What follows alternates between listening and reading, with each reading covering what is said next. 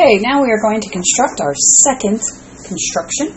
We are going to be constructing an angle congruent to a given angle. Again, you would like to write that on the top of your paper so that you know which construction you are currently working on. For this construction, again, we will be utilizing the compass to create our construction, a straight edge, which I will utilize a ruler, and then for measuring purposes and to prove that we did create congruent angles, we will be using the protractor at the end.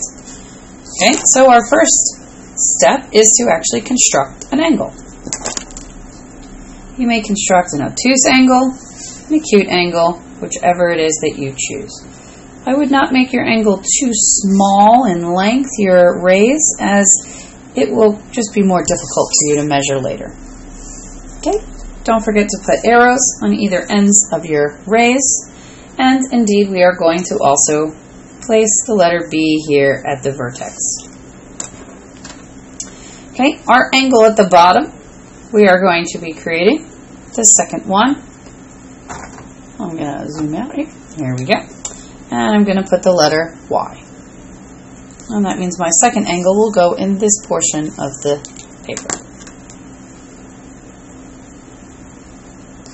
Okay, so now, using my compass, I'm going to place the X on the vertex. I'm going to make any sort of swipe with my compass. You can move this in or out, wherever it is, as long as it's going to go through both the top and the bottom of your angle. Now don't move your measurement of your compass because you're going to need to use that. I used the first hole this time, so I'm going to have to do that again. Now with my angle Y here, where my vertex is going to be, I need to create part of my angle. So I'm going to make the bottom half. Using my compass, I'm going to move it onto vertex Y. Using the same hole that I used before, I'm going to make a swipe that's going to go through the bottom, which will be the bottom of my angle, and long enough that I know it will construct to the top. Okay, now I'm going to label the intersections from my first angle.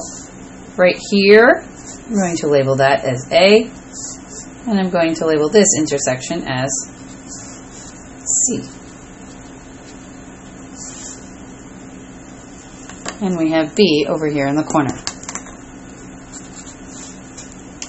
Now I can take my compass again. Now this time I'm going to put the compass on point C. And I have to open or close the compass until I see vertex A in the hole of the compass.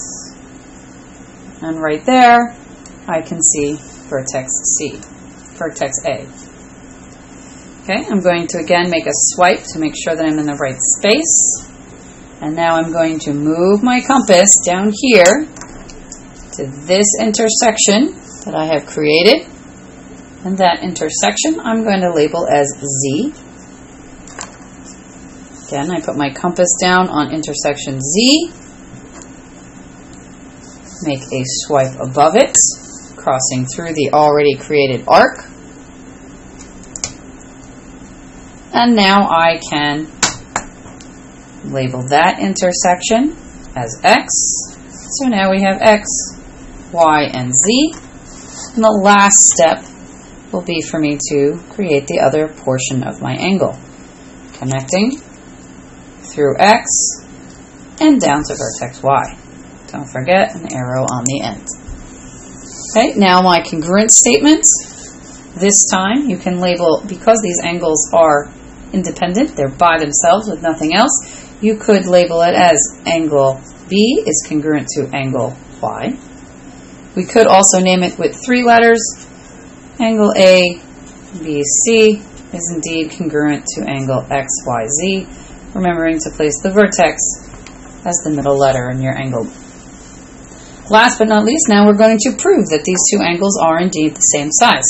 So I'm going to line up my protractor, putting my vertex here in the center, lining up the bottom, and measuring my angle as accurately as possible.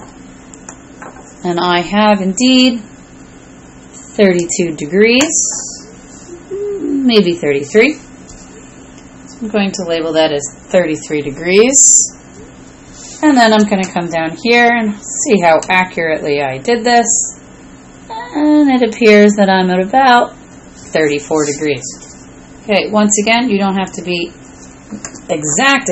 The more accurate you are, the more exact your answers will be. But off by a degree is close enough.